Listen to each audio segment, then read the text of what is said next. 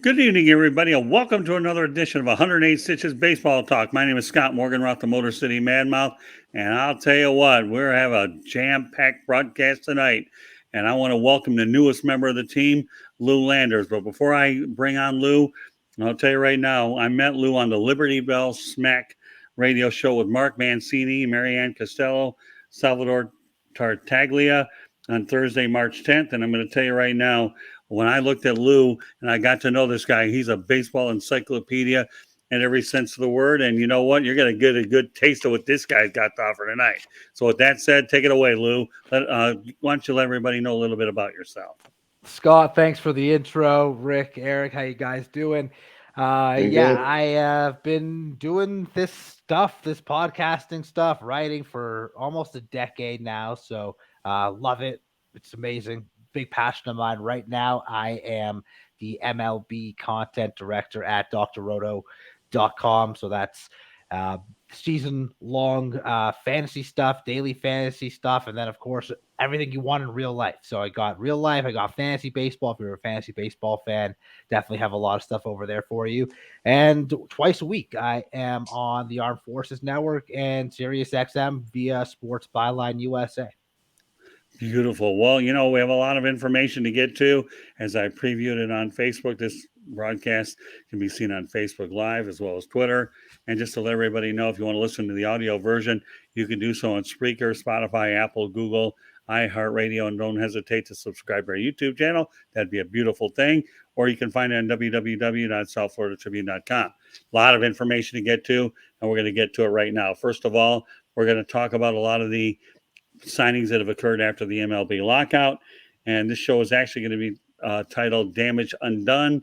You know, we have the lockout lasted all of 99 days. We'll talk about a couple of the updates with the CBA, but not a whole lot. Tonight's focus will be on players. And of course, the fact that they'll be able to feed their families a bit. We're going to lead off, since it is a common baseball term, with the Atlanta Braves landing Matt Olson, age 27, 8 years, $168 million. Okay, Lou, what are your thoughts about that signing?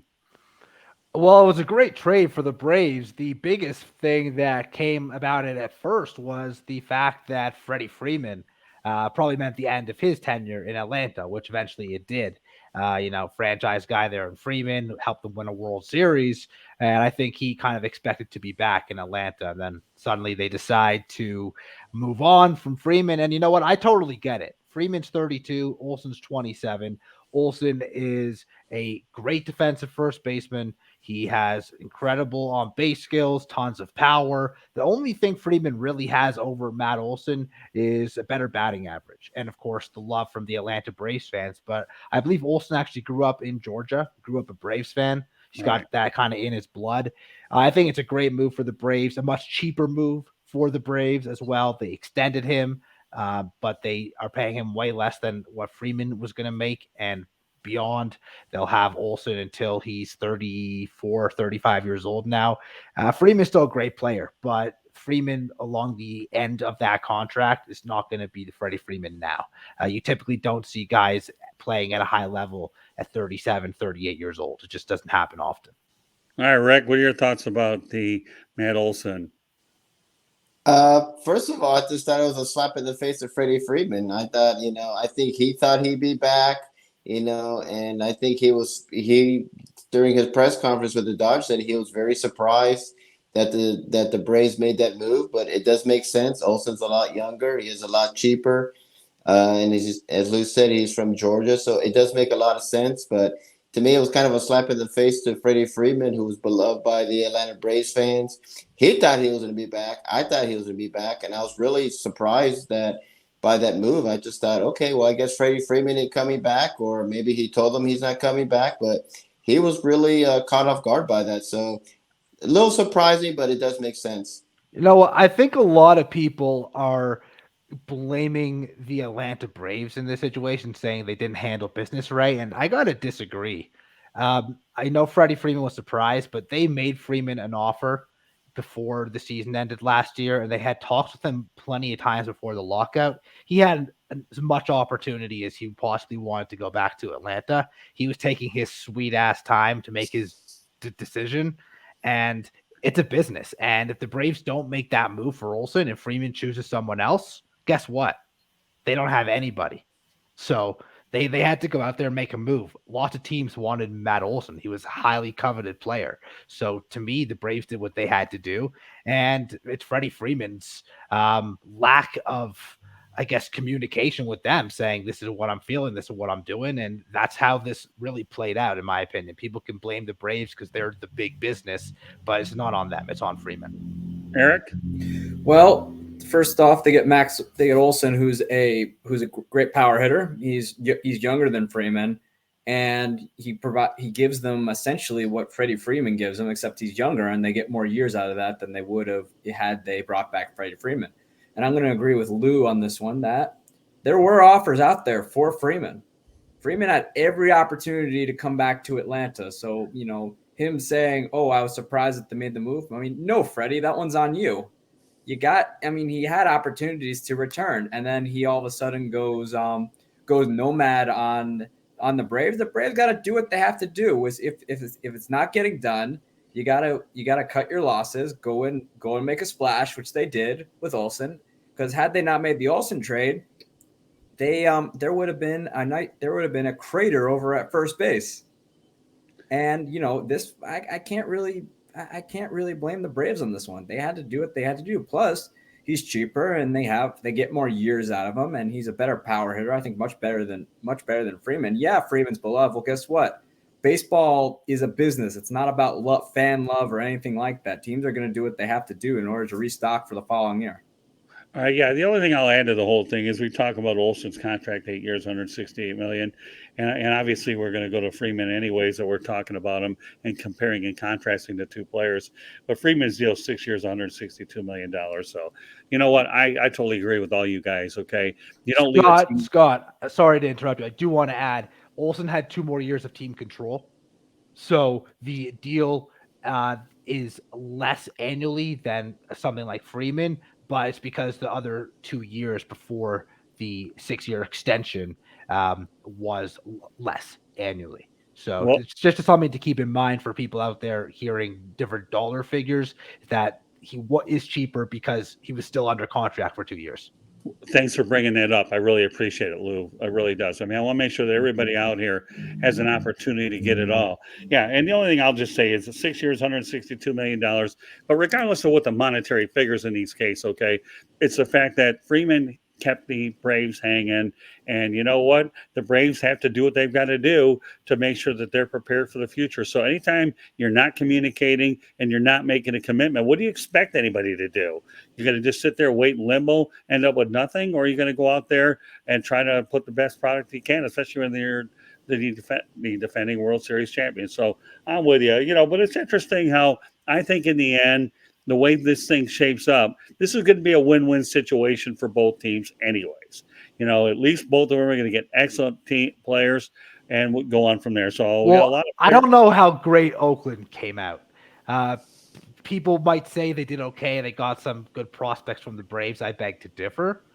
They got some of the Braves' higher-rated prospects, but none of these guys might pan out to be all that great. Pache is a glove-first center fielder. We don't know what the pitchers are going to be. And Langoliers could be good. He could be good. I know the Braves spent a pretty high draft pick on him, but, I mean, Oakland didn't get any world beaters in that move, in my opinion. Well, what I mean by win-win, and I want to just make sure I clarify. First of all, we all know that Oakland is in the midst of a massive rebuild.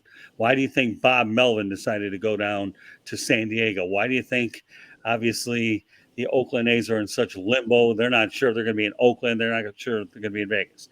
The reference that I'm going to make here to make sure that it's all clarified on my end is Atlanta's going to make out all right with Olson, and I would say Freeman's going to make out all right in Los Angeles. I would say so. Yeah, that's all. I mean, Oakland right now, I hate to tell you this, guys, they're in deep trouble. It may be a long year. So I mean, I'll give them credit in the sense that they've always seemed to do well when it comes to trading for prospects and having even 50% of them pan out to be good players. So it wasn't the only trade that they've made. Maybe one of these guys, maybe one of the pitchers pans out. maybe, Pache ends up being a nice player, Langoliers, whatever. That's just one of the deals. But Oakland's made many deals, which I'm sure we'll get to. Guys, Oh, no doubt about that. The thing about prospects is no matter how highly rated they are just lottery tickets. We saw this when Christian Yelich came over to Milwaukee, and everybody was hyping up Lewis Brinson to be the leadoff guy in Miami, and look where that's gotten. I mean, we can go on and on about prospects and this and that and the other thing. It doesn't matter where they're rated because they haven't seen a big league pitch yet. Yeah, there's only a handful that are kind of can't miss. Like Wander Franco coming up was can't miss. Juan Soto was can't miss. Trout, Harper, Acuna, these guys are can't miss. But okay, those are once in a generation. Few and far between, exactly. These are once in a generation players. I mean, everybody know. I mean, there are guys who, you see it, you just know they're going to be big, and that only happens once in a great while. The rest of the time, they could be the top prospect on the farm. And when they get to, and if and when they get to the bigs, they don't pan out. So we can't really judge Oakland's return because again, it's a lottery ticket. Although Oakland, knowing how they've done things for a long time, they've normally made out pretty good when it comes to prospects, no matter how much we judge them on paper. Certainly pitching wise in that ballpark, but who knows how much longer they'll be in that ballpark. Well, pitching wise, it's an unfair advantage because they got a foul territory the size of some guy's backyard. Yeah. Yeah, that's true. So, all right, let's go on to some other players because I know we have a lot to get to. And one of the ones that I'm intrigued about is Kris Bryant going to Colorado. His deal is 7 years, $182 million, and he gets to play in Coors Field. Lou, you had some strong opinions the other day about Kris Bryant, so go ahead and bring him out there. Yeah, my biggest issue with this deal is not the money that Kris Bryant got. It's the fact that it was the Rockies who did it a year after trading away their franchise player in Nolan Arenado to the Cardinals, but not just trading him away, giving the Cardinals $50 million to take him and then go out and get a player who plays the exact same position and giving him $182 million. There's no logic behind that. The Rockies, you can look at them, anyone can look at them and say they're not ready to win. Even if they weren't in a division with the Giants, Dodgers, and Padres, they're not ready to win. But they are in that division, and they're a fourth-place team with Bryant. Without Bryant, it doesn't matter. To me, it's just irresponsible spending and a slap in the face to your former franchise player, Nolan Arenado, who, in my opinion, is a far overall better player than that of Kris Bryant. All right, Rick, Mr. Opinion. Well, I was kind of surprised by this move. I thought for sure he'd go back to the Cubs. I know Bryce Harper was trying to do everything he could to get him to the Phillies. I thought those would be great landing spots. I was surprised that he went to the Rockies. They're not a team that's destined to win the World Series or people pick him to go. But it makes sense to me because that place is like the rarefied air there, of Colorado. And I had an uncle that lived in Colorado. Many cold days there, and that altitude there is like a launching. So it makes sense for his numbers. If he can stay healthy, maybe 35 to 40 home runs. I do like Kris Bryant a lot, and they gave him a lot of money. So I mean, it makes sense to me now. But it makes sense for Kris Bryant. Yeah, it makes sense. Who's going to turn down $182 million? Sure. Yeah, exactly. And he can hit 40 home runs there. I mean, remember Dante Bichette, Galarraga, and Vinny Castilla? Their careers went. They had a second life in their career in Colorado. Not so much for the pitchers like Mike Hampton, but for the hitters, absolutely. So it's great for Kris Bryant, but he's not going to win a World Series. So you better hold on to that one that he has with Chicago, because that's probably the only one he's going to get. He stays in Colorado for the rest of his career. He just took the money, and good for him. I mean, he's won a Rookie of the Year, if I'm not mistaken. He's won an MVP, and he's won a World Series. He gets to pad his stats and look to hopefully make the Hall of Fame because of those padded stats. Yeah, well, I'll say Todd Helton and Larry Walker made out pretty well. All right, Eric, go ahead. What's your awesome? Yeah, they made out real well. The Rockies make no sense. They were trying to dump Trevor Story in the trade deadline. Didn't work, and you managed to anger Trevor. You managed to anger Trevor Story all the way to free agency. You trade Arenado. So you trade Arenado to St. Louis, which we're all thinking, okay, this makes sense. They're about to enter another rebuild over there. And then they go ahead and get Chris Bryant. They make no sense. Like, they're not ready to win right away. Bryant, at this point it makes sense for him because, 180 million, it's nothing to snuff over. But especially because Bryant, you get to live in Colorado, a nice place to live.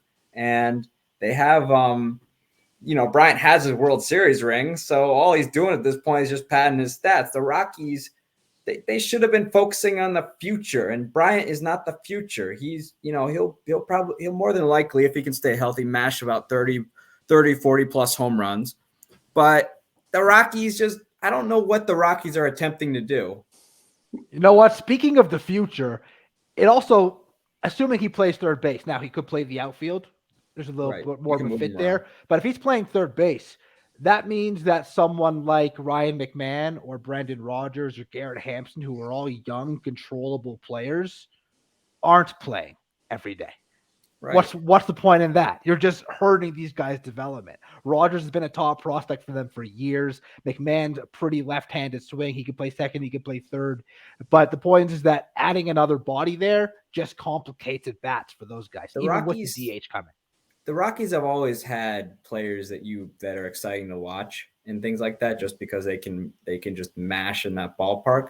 But their incompetency in the front office, with the exception of 2007 and also another recent playoff year, their incompetency is almost up there with the New York Jets. Well, let me just say this, okay, before we move on to another player. I had the good fortune of interviewing DJ LeMahieu when I was out there a few years ago. And obviously he's a heck of a player with the Yankees. So, all right, as we move on, Chris Bryant's going to hit a lot of home runs, going to make a good living in Denver. More power to him. All right, another guy that shouldn't do too bad in the city that I got to know, Mr. Landers, okay, is a fellow by the name of Kyle Schwarber, 4 years, $79 million to play in Philadelphia. All right, Mr. Landers, what's your interpretation of this one? So I'd like to personally group him and Castellanos together. Both big-time bats, one from the right side, one from the left side. Both defensive deficiencies, but great power bats, both going to Philadelphia. I don't think they could have made a smarter moves here. Sure, they might have needed a back-end starter. Their bullpen has been a disaster for a decade, I feel. Probably since Brad Lidge was their closer. But they have addressed that a little bit. But this lineup might be one of the best in the National League now. They already had a bunch of star players in there.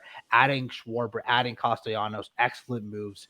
One of them is probably going to be DHing at all times, and the other one will be playing the outfield, and they might swap a little bit here and there. Remember, Schwarber did play a little bit of first base for the Red Sox last year, so if something were to happen to Rhys Hoskins, or he needed a day off, let's say, here or there, they could plug Schwarber in there. Castellanos, it's been a long time, but he actually came up as an infielder, was a third baseman. I'm sure they don't want to have to use him there, but in an emergency situation, or if it kind of fit, he might be played there. The point is that these guys are great bats, can play the outfield if necessary, can DH, but have played other positions in the past. Joe Girardi is one hell of a manager, in my opinion, and I think he's going to get the best out of these guys, and I think these guys become better going to Philadelphia, and I think they make guys like Harper, Realmuto, Hoskins, Segura, etc., even better than they already were. Someone on that team has a real good chance of being in the NL MVP conversation. Harper, yet again, would not surprise me. Harper might have an on-base percentage of like 450 this year. They're going to just have to walk him because he's going to be up with dudes on base nonstop, and it's a scary lineup they have there. Yeah, you know what? I am so glad you did group them together. And as I mentioned, the money, and I feel money's important. And the reason why I'm mentioning a lot of monetary figures, because it's after the lockout, and that was certainly a contentious point in the negotiation. So as I reiterate, Schwarber, 4 years, $79 million, whereas Castellanos gets 5 years, $100 million. But I think, like you mentioned, Lou, okay, the thought of Bryce Harper, the thought of Castellanos, and Schwarber in the lineup is pretty dangerous, let alone some of the other players that you mentioned. Realmuto is one of the best catchers in Major League Baseball, right, so both defensively and offensively. Hoskins is a 35 to 40 homer type of bat if he plays a full season. That's the middle of your order right there. That's a very scary 5 players. Segura's still a solid player. Didi Gregorius is going to hit towards the bottom of that order. They have a prospect named Bryson Stott who could be ready to play. He could play shortstop. Odubel Herrera is a decent player. They got a lot going on there in Philly offensively, and the top of that starting rotation is excellent too. All right, Rick Curti. Yeah, I agree. I mean, they need some protection for Harper, and those are 2 great bookends there for Harper. And I think Harper's going to have a monster year, and I think he'll win MVP again. I agree that they think his on base percentage will be through the roof, and he's going to have a monster year. I like the Phillies. They just got to get some bullpen, they just got to get that work done. But the hitting, no doubt, is one of the best lineups in all of baseball. So I like those 2 bookend players right there. One could DH, one could play the field. And Harper, like I said, it's just going to make Harper even a better player. He's my pick to win a second straight MVP. So I expect a big year from the Phillies lineup. I expect a big year. I love Joe Girardi. Great manager. Very unappreciated in my opinion. And like I said, those 2 guys are just going to make the Phillies better. They're going to make Harper better. And that was an A+ on the Phillies' part. All right, Eric, what are your thoughts about this before we move on to our next player? I mean, great guy. He can be a DH. He's not very good in the outfield, but he's got a great bat, and we've seen what happens when he gets mashing. Plus, he's proved he can hit in that division. So, he's a. I think it's a good move. I mean, you add another power bat in there. Him and Rhys Hoskins and Bryce Harper are going to make a formidable middle part of the lineup. And so it should be a fun year. I think the Phillies can hit, no doubt. The question remains, though, what can the bullpen hold a lead? Because we saw last year some guys who were having nice seasons. That was kind of any other team. They would have better seasons, but that bullpen just cannot hold a lead, and that's a big reason why they didn't go to the playoffs last year. Great point there by Eric. And they have added pieces to the bullpen, but they've also lost some pieces to the bullpen. One of their best acquisitions last year was Ian Kennedy near the trade deadline. He's gone. Archie Bradley, they had brought in. He's gone. So although they brought in Corey Knebel and they've brought in Brad Hand really struggled last year. Corey Knebel hasn't stayed healthy in 5 years. So they brought in Juris Familia, who was great with the Mets at one point. They have names, but are they going to get enough production from these guys in the bullpen?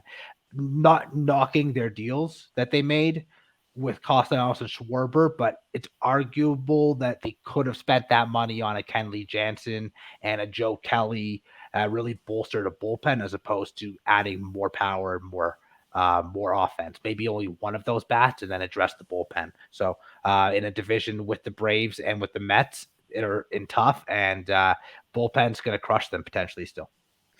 All right, let me go over to Carlos Correa. This one's a very intriguing one with the Minnesota Twins. Gets 3 years, $105.3 million, but he has an opt-out each year.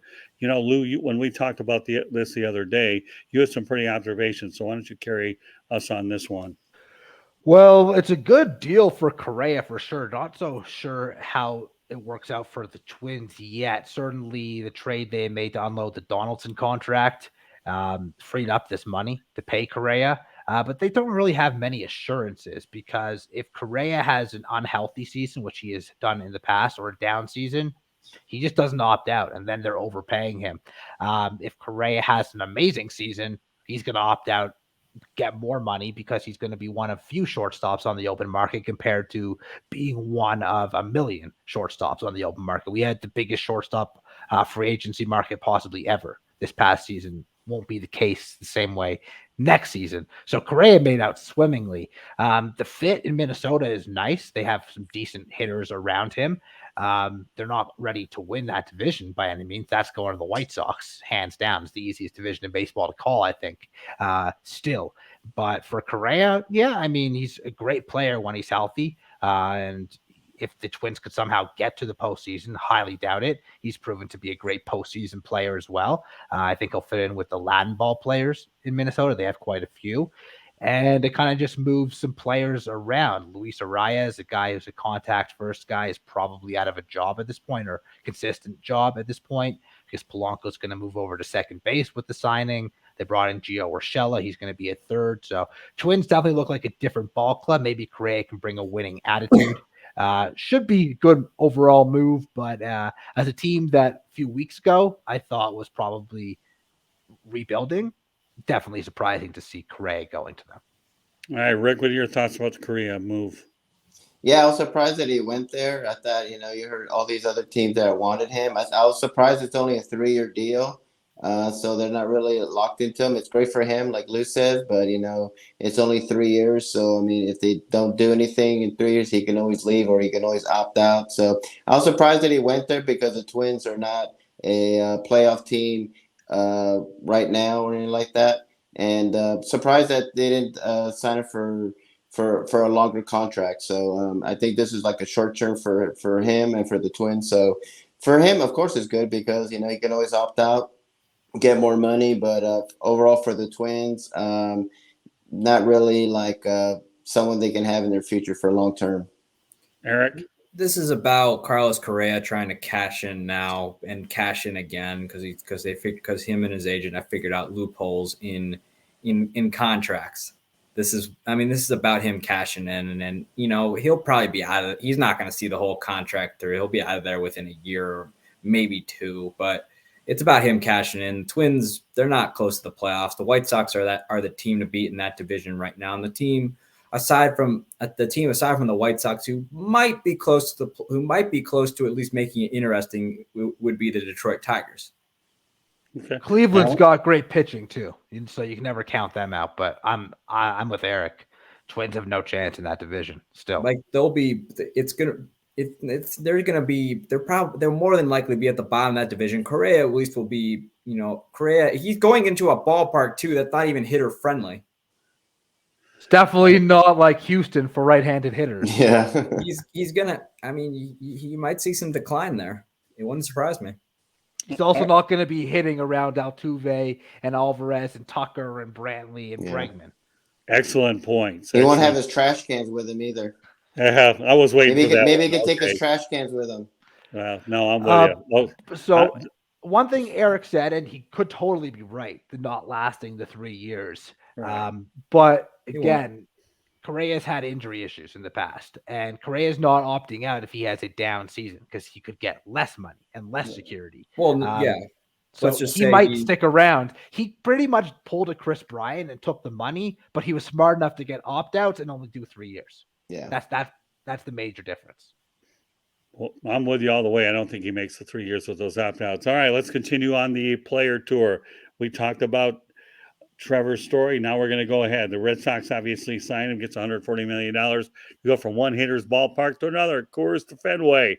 Pretty interesting. I don't have to say a whole lot about that. If you can go from Coors to Fenway, then your batting average is going to go up there, and who knows what your power numbers. So I actually like the move from the Red Sox to the Rockies, from the Rockies to the Red Sox. More power to them. And let's not lose sight of the fact that I have a baseball encyclopedia that the Boston Red Sox beat the Colorado Rockies in their only trip to the World Series. A little bit of a connection. Not scoring points with Denver fans. That's all I have to say about it. And, folks, we are dancing through the players, and I got my players right here to do it. So, all right, Lou, what's your assessment on Trevor's story, having a new story to tell in Boston? Well, a lot of people are going to point to the Coors Field stats versus the stats on the road. Don't do that. If you play 81 games in Coors Field, there's very well known, if you follow baseball, if you've ever spoken to any athletes that have played in Coors Field, Coors hangover is a real thing. When you play in that altitude and then you go on the road, you don't hit the same way. Trevor's Story is actually going to be better in Fenway Park because he's a right-handed power hitter, because it's a park that's made for doubles and made for power hitting right-handed hitters. He's going to be in a hell of a better lineup surrounded by JD, Bogarts, Devers, Kike Hernandez, Verdugo, et cetera, et cetera.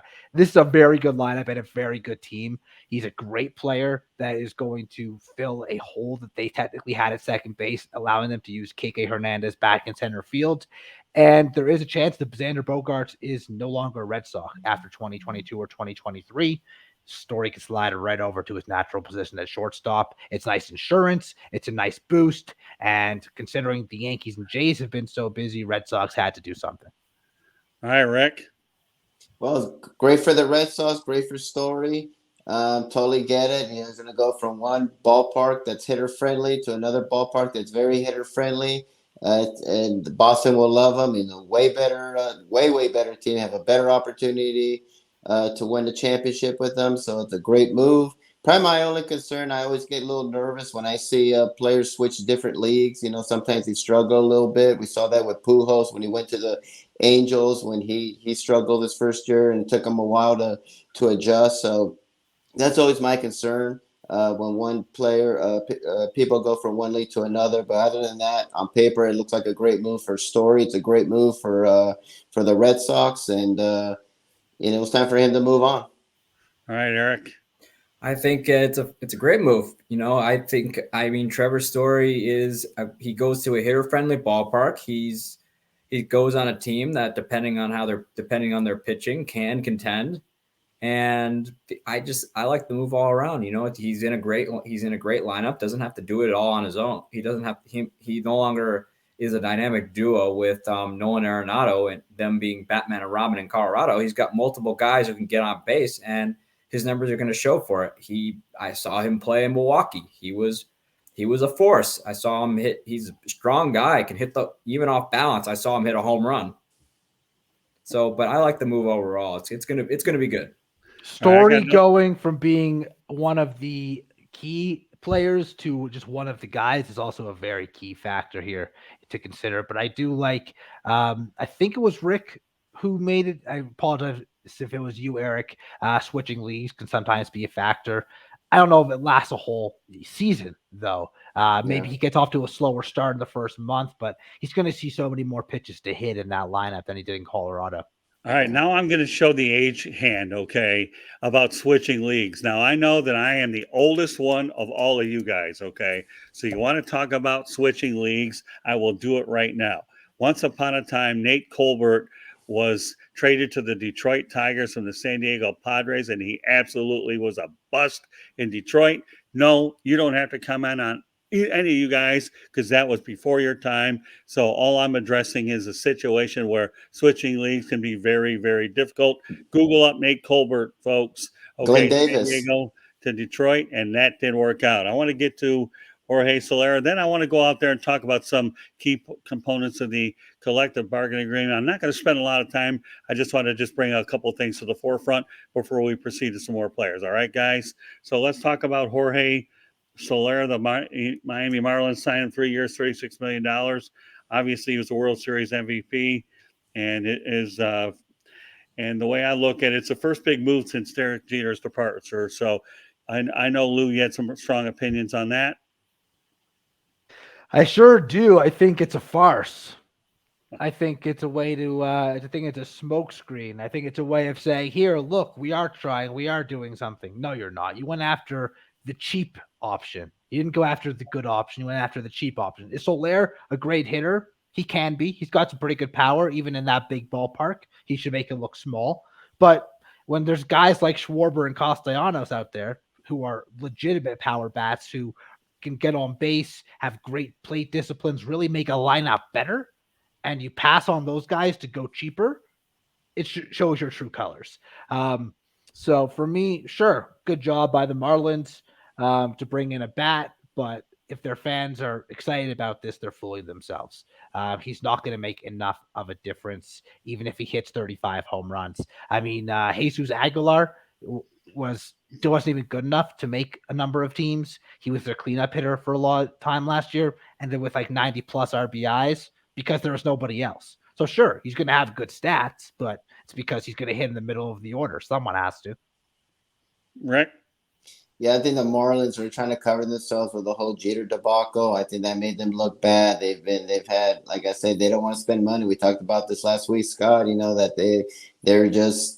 I mean, it's one of the reasons Derek Jeter left. In my opinion, was that he wanted to spend money and they didn't want to spend money. And so, yeah, it's a cheap option. Its numbers probably going to be good because they don't got anybody else. And Marlins had to do something because, I'm sure that they're getting tired of getting questions asked about, why did Derek Jeter leave? Because that's the main thing right there is like, why did Jeter leave so abruptly? And it didn't have to be good. So they had to do something. They did it. Is he going to do anything? No, because they're the Marlins. They're not. They're just not there. They don't want to spend money. And Derek Jeter's not going to move. attach his name to a losing product. Yeah, the guy's been a winner his whole life. Exactly. I mean, he went from the Yankees, who spent so much money, got their own network, and then he comes here where they don't want to spend no money, and they can't spend money. They just don't want to. And so they could do it. They just don't want to. They just need better ownership. They need better commitment. They just need to spend a lot of money if they're going to compete, and the Marlins are just not going to compete. So they just had to do something to assure the fans that, look at us. Woo, we just spent a whole bunch of money on this guy. But I agree. It's a smokescreen. Eric? I mean, all I can say is good for them, I guess. Great good power bat, can hit, very streaky guy though. But, when he's hot, he's hot. But when he's cold, he's frozen. But it's essentially the Marlins. The Marlins are attempting to give Derek Jeter the bird, and they're not doing a very good job at it. Interesting. That's an interesting observation. Yeah.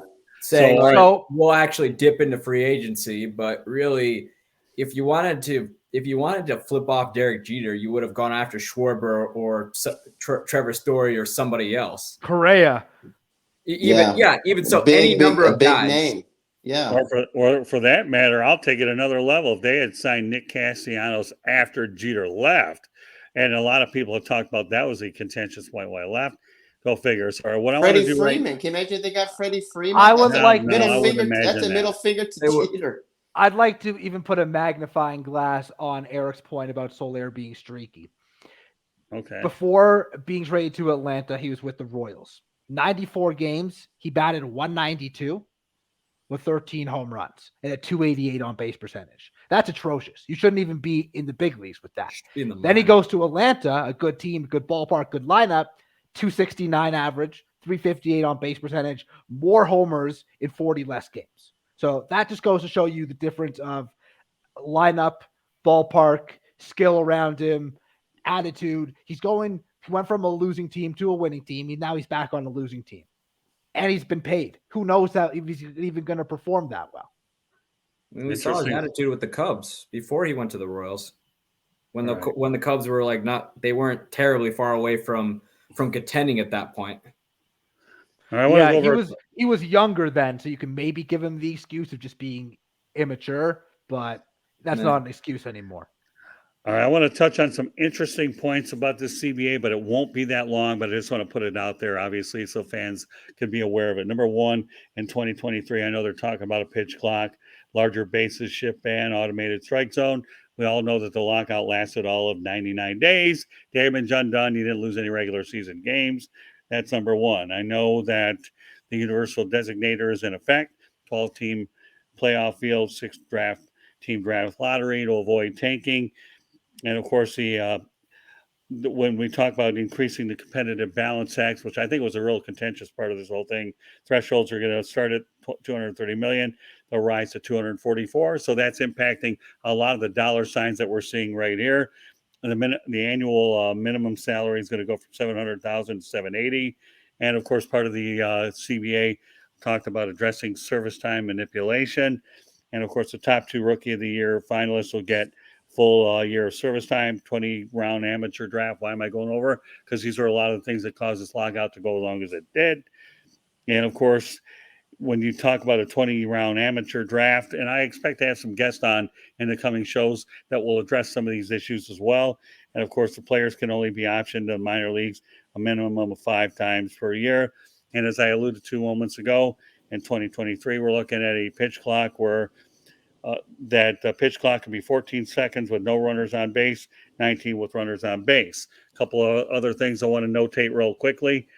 Okay, that the 2023 schedule will have fewer divisional games. Thank God. 18 is too many to begin with.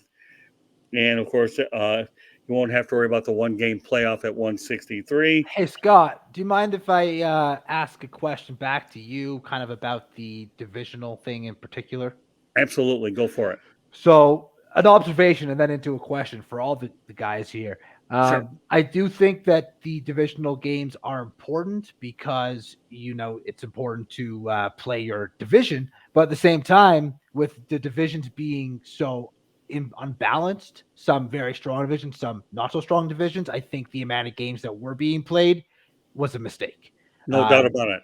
Yeah, I'm with so just kind of throwing that out there. Anyone has examples? I mean, the obvious ones to me are the AL East versus the AL Central. There's one excellent great point. team versus 4 great teams. Yeah, Lou, and that's exactly why I brought this up because I knew that you were going to mention that. You talk about divisions that are much stronger than the other ones, and that's exactly why I brought this point up. Okay, the schedule to me needs to be changed, and I personally hate 18 division games amongst the teams. I really do. I think you need to balance it all a bit more, and I think that's the one thing. Now, other things that are worth bringing up here: the MLB and MLBPA have agreed to the automatic runner on second and extras in 2022. I hate the rule. That's all I'm going to say about the whole thing. And of course, there'll be temporary expanded rosters that'll shorten spring training from 26 to 28 because of the shortened spring training. Another thing, there's no floor, nothing in to force serious low spending owners to add more to payroll, which I think if there's anything that should have been addressed, other teams should have been forced to spend just a little bit more money. But again, these are just important points of the CBA that cause this lockout to last 99 days. And I think they're worth certainly addressing. And so I think the new playoff system will be pretty good as well. But I just think it's important that we are able to mention. Now, one other thing I want to go on with real quickly is the fact that New York Mets Steve Cohen will likely go over the $290 million payroll in 2022. The current payroll is $286 million. The fourth luxury tax threshold of $290 million will be added to the new collective bargaining agreement. They're dubbing it the Steve Cohen tax, folks. This guy doesn't mind spending any money. So any team that goes over the fourth tax threshold will be subject to an overage of 80%, with that number rising to 90% on the second consecutive year, 110% on the third year. So with that said, okay, I'm going to give the floor to you, Lou, and we have a couple of other players, and then we're going to go over the list that you have. What are your thoughts about the Steve Cohen situation? Good for Steve Cohen, man. I mean, firstly, I'm a Yankees fan, and I remember the days of George Steinbrenner. He was willing to spend to win. And as a fan, I mean, I loved it. Of course, you either love the Yankees or you hate the Yankees, and I get why people hate the Yankees. The Mets are about to become that team. Breaking news, because Steve Cohen's going to do what it takes to win. He's going to buy and buy and buy. Some players won't work out. He'll dump him for whatever. He'll even pay other teams to take him. The Yankees did it with David Justice to Oakland, just one example. Eventually, the Mets are going to be very good at it. It could be as early as this year with the moves that they've made. If you can afford to do it, do it. And most of these teams and owners can afford to do it. They just don't. So all the power to Stephen Cohen. Mad respect. Well, I will add this. Okay, he's committed $254.5 million to free agents like Max Scherzer, Starling Marte, Mark Canha, and Eduardo Escobar. So that's an amount of money for 4 players. So with that said, I want to bring up a couple of players. And you know what, Lou, you have a great list that we're going to let you go to in a moment. But we're going to start off with Nelson Cruz. NLDH anybody. I mean, this was a guy that was penciled in as an American League DH for the rest of his career. Career that is now into his 40s. Guy keeps getting better and better. But NLDH coming, 15 new jobs opened up for him. Was Washington a surprise landing spot? Certainly, they look to be in a little bit of a rebuild. But for him, he got probably the most amount of money. And he's not going to be in Washington all season long because they brought him in. He'll offer some protection for Juan Soto, who basically had no one but Josh Bell to hit around. And at the trade deadline, they'll flip him and they'll get themselves a nice prospect. So basically, they invested 14 or 15 million in a guy that's going to help their young superstar for the first 3.5 months, and then they're going to get a nice prospect out of it. Twins got nice prospects from the Rays when they traded him to Tampa last year as well. So I think it's a good move all around. All right, so let's talk about the Dodgers. Clayton Kershaw, 1 year, $17 million. Not going to the Texas Rangers. Not going to. But you know what? He cited his decision to stay on board. He felt a much better chance to win. No state income tax with in Texas, but he loves LA, and of course, it doesn't hurt his buddy Matt Stafford's there. What are your thoughts about Clayton staying another year in LA? Well, firstly, I don't think Kershaw is worried about the money. He's made plenty of it throughout his career playing baseball, possibly just as much in endorsements. So he's doing just fine. Picking the Dodgers over the Rangers, to me, seems like a no-brainer. You kind of mentioned it. Texas spend money. Kudos to them. They're going to be an improved ball club, and they're going to continue to improve. But it's not going to happen this season. They're going to be better than they were, but they're probably still fourth place in that division. No one's going to be behind the A's, of course, but the Angels, Mariners, and Astros should all be better.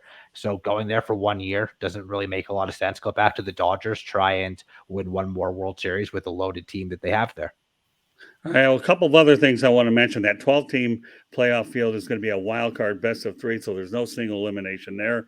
And I don't know. I don't like the universal DH. I understand its time has come, Rick Curti, that it's there. You know, Don Mattingly knew it was coming. He was prepared. Yeah. So what are your thoughts there? And then we're going to – and then after we get done with these two guys, the floor is going to be Lou Landers, because he's got a lot of other good information he's going to hit you with. Go ahead, Rick. Well, I hate the DH, period. I've always hated the DH. I've always been a bigger National League fan than the American League fan. I just like to see the pitcher. My thing is, if you're on the field, you should hit. Whether, you know, you're a cat, don't matter. If you're a pitcher, hits 182. I just love seeing the pitchers hit. It's just fun, and a lot of them took great pride. I remember the days of Greg Maddux and Glavine and Smoltz. They actually took pride in their hitting. They actually had contests of who would have the better batting average. And a lot of these pitchers, they're great athletes. Greg Maddux, a phenomenal athlete. You know, so I remember the days of Bob Forrest hitting 444. Growing up in Los Angeles, I remember when the Dodgers would have Fernando Valenzuela as a pinch hitter. So to me, it's a lot of fun, but I get it. I've known that they were going to do this for a long time. Personally, I'm not a big fan of the DH. All right, Eric. I love the DH, man. I just absolutely love it. Well, I don't want to see a pitcher. You're a Yankee fan. I don't want to see a pitcher hitting under 200. I don't want to see a pitcher going up there and striking out. I don't like how easy it was at the bottom of the order for NL pitchers. And I think it's much, much better for the game. Yeah, there's some guys that could hit, but it's not the same game.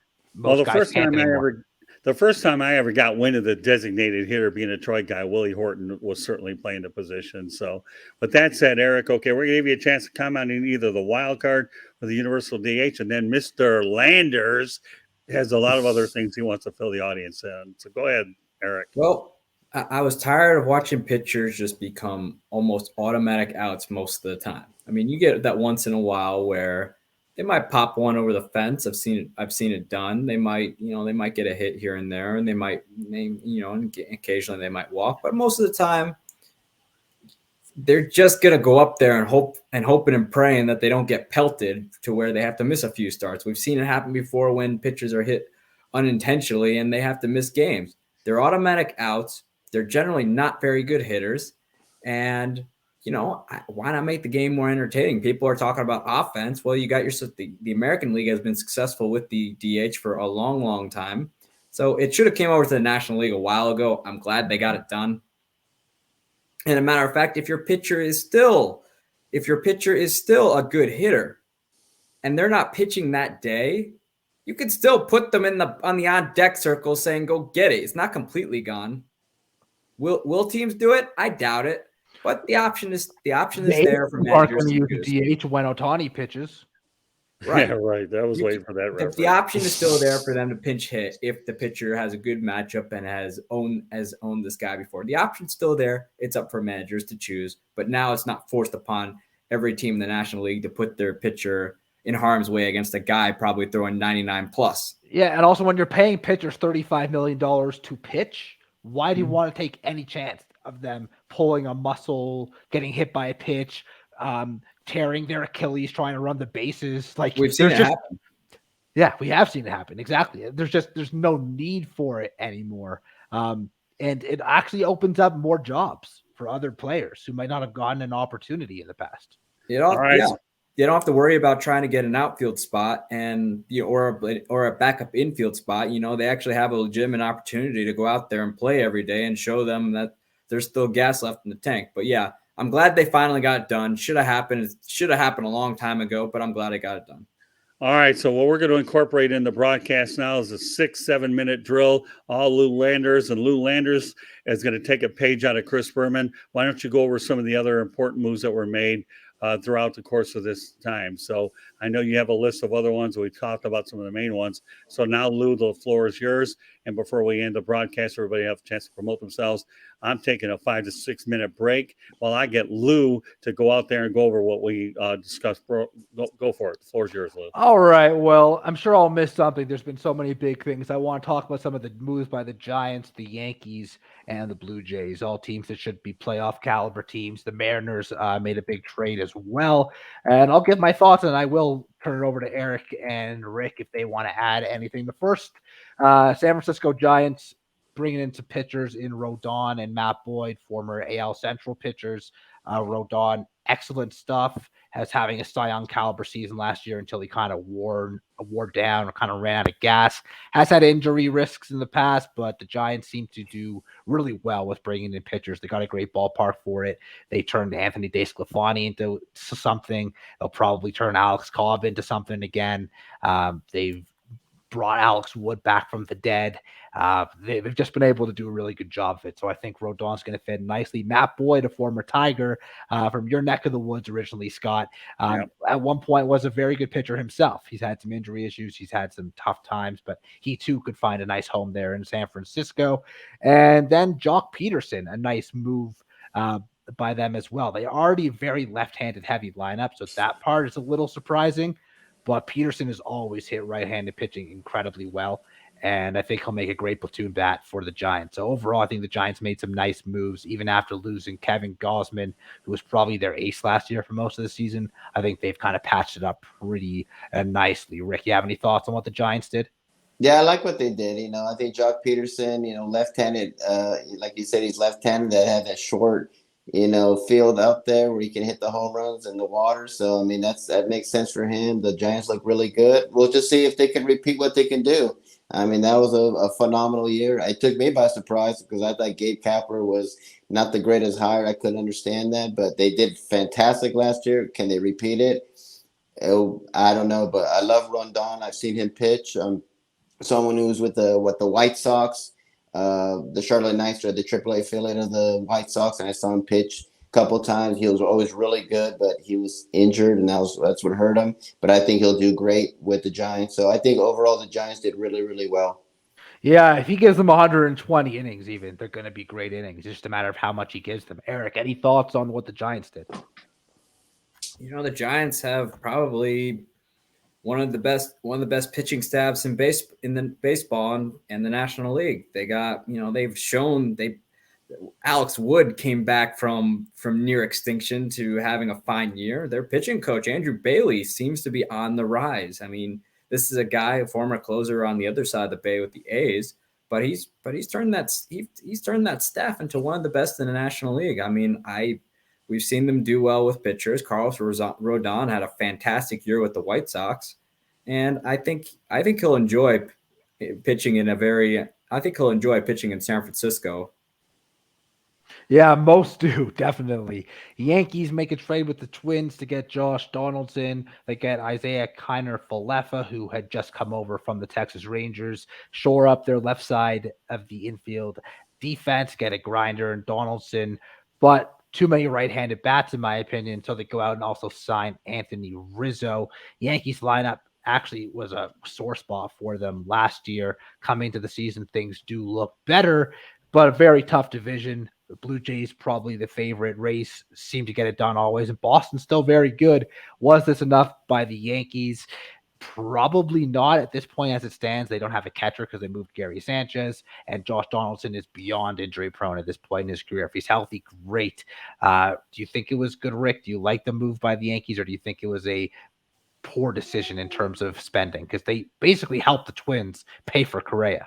Well, they got all the money in the world. They should have made a bigger splash. We kept hearing the rumors of Freddie Freeman going there. He didn't go there. So I'm surprised the Yankees didn't do enough.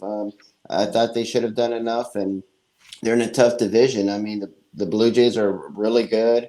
The Red Sox made a big splash with Story.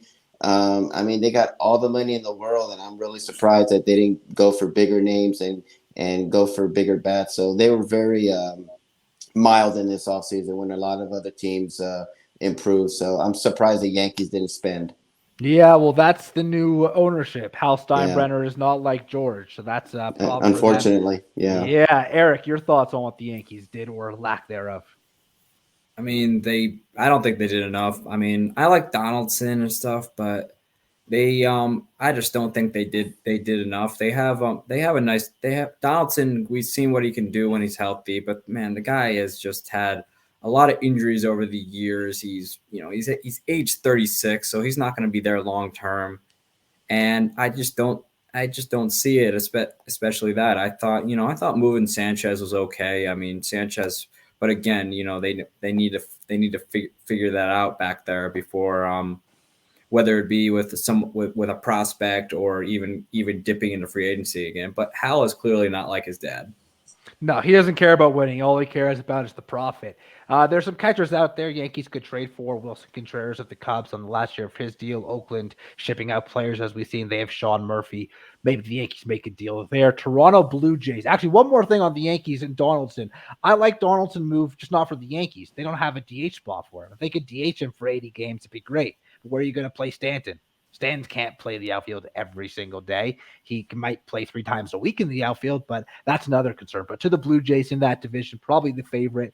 They signed Gosman earlier in the offseason after losing Robbie Ray, but they go out there and after the lockout sign Yusei Kikuchi, great depth for the back end of their rotation. Not the greatest of pitchers, wasn't even all that good in a pitcher's ballpark in Seattle, but a veteran who will give them innings, provide that depth they need behind a very talented pitching staff. And then the trade of Matt Chapman from Oakland.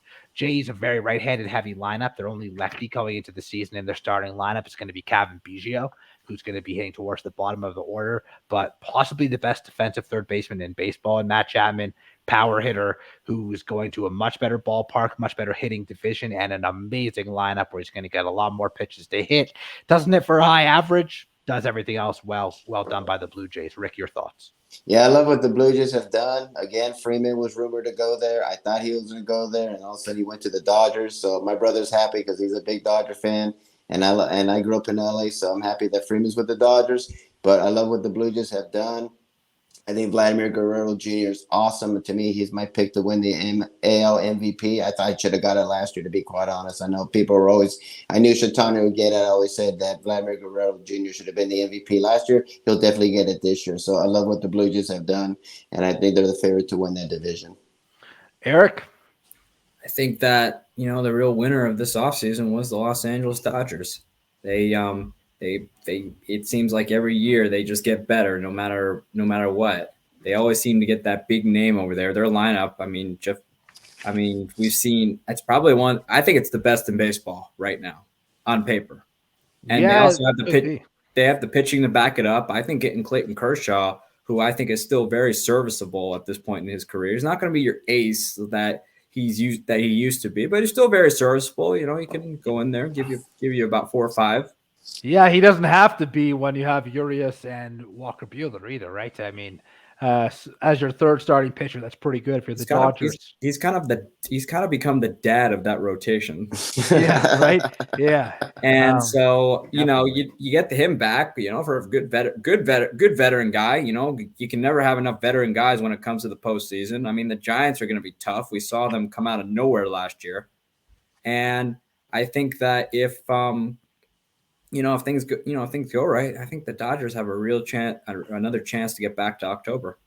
Yeah, I would be very surprised if they didn't. Before I turn it back over to Scott, quickly, Seattle Mariners were a team that also kind of came out of nowhere last year, ahead of schedule, just missed the playoffs barely. A new an extra team has been added in playoffs this year. Seattle has their eyes on one of those spots. They bring in Robbie Ray, who won the American League Cy Young Award. They trade for Jesse Winker. They trade for Eugenio Suarez, giving themselves big boost offensively. Really nice looking team there in Seattle. They have Julio Rodriguez, who is the number one prospect in all of Major League Baseball. He should make an appearance at some point this summer. Was this enough by the Mariners? I say yes. I think they can contend with the Astros and certainly get a wild card spot, especially because of how competitive the AL East is. I don't think all 4 teams can get in. I think we see 3 of those teams: the White Sox, the Astros, and the Mariners. Rick, some quick thoughts on Seattle's moves. Yeah, I like what they did. They came out of nowhere. But this time it's gonna be different because they're not going to be the hunted. Nobody expected nothing from them, and they came out of nowhere. Now people are going to expect something from them, so that could be tough for them. But they got some great pieces, and I think now that with all that, I think they can make a playoff spot. But we'll see, because like I said, they're now the hunted now, where they were the hunters, where they came out of nowhere. So can he repeat that again? We'll see, but they did get some great acquisitions. Definitely. Eric? Seattle, one of those teams that is just, that came out of nowhere in September, really made a run at it. They were about a game or 2 away from going to the playoffs. Had the Yankees lost to Tampa Bay, we would have seen Seattle in the playoffs. I think it would have been a 4-way tie. I think, it might have been, because I don't know who would have had the edge, because I'm not really sure how those things. They would have all had to play. They would have had like Toronto, Seattle, and New York all would have been tied. Boston would have been one of the wild cards, and all 3 of those teams would have had to play each other. Basically. That would actually have been a fun thing to see in October. But again, Seattle is right ahead of schedule. They showed that they are sneaky, but this year they're a marked team, and they're no longer a pushover team. And I think now that teams need to be aware that, hey, this team can make noise. So we'll see how they handle that. We'll see how much sweat they create under the spotlight.